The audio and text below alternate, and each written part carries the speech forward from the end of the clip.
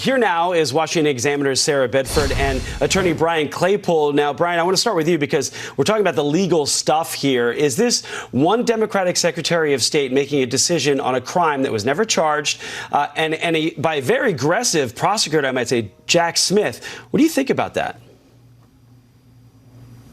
Yeah, hey, look, this is more of a loud bark, but very little bite. I think this is more of a symbolic gesture by Bellows. If you analyze what's going to happen next, former President Trump's filed an appeal. That means there's got to be a court hearing by January 17th and a ruling. Then, let's assume that's adverse. Then there's going to be an appeal to the U.S. Supreme Court. Why is that important? Because the primary, Edward, is March 5th in Maine. And that means that former President Trump has to stay on the ballot while this is under appeal. So there's very little teeth in what she's done, and I think it's more just a symbolic gesture. And Ron DeSantis is right.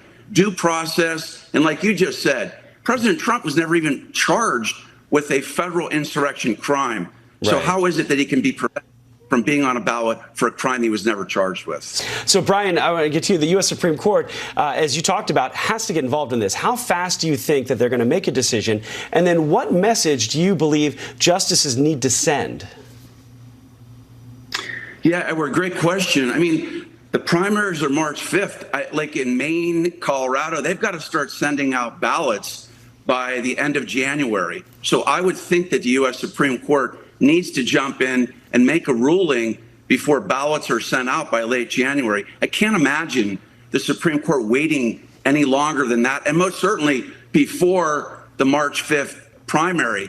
And I think the message that the Supreme Court is going to send, and by the way, it's 6-3, it's a conservative Supreme Court, 3 of the justices appointed by former President Trump, but the message they have to send is the supremacy clause, right? That the federal courts, the federal regulations, that applies, that supersedes any rulings by state courts, and that states can't engage in politics to try to promote a political agenda. And that's what I think they're going to have to talk about in their ruling.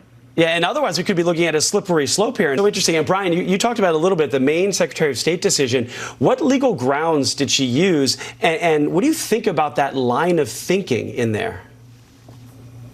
Yeah, you know, I'm a trial attorney, right? Last time I checked, before anybody issues a ruling, right, there's evidence that's heard in a courtroom, and then somebody decides, usually a jury.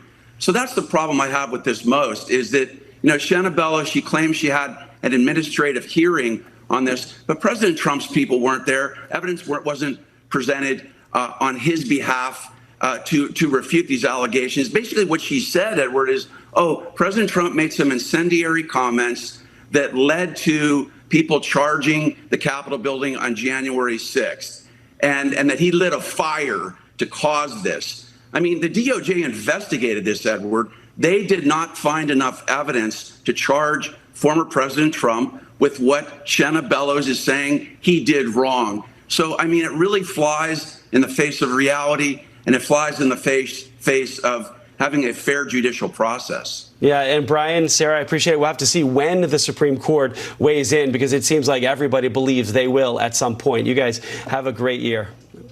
Happy New Year. You bet. Happy New Year.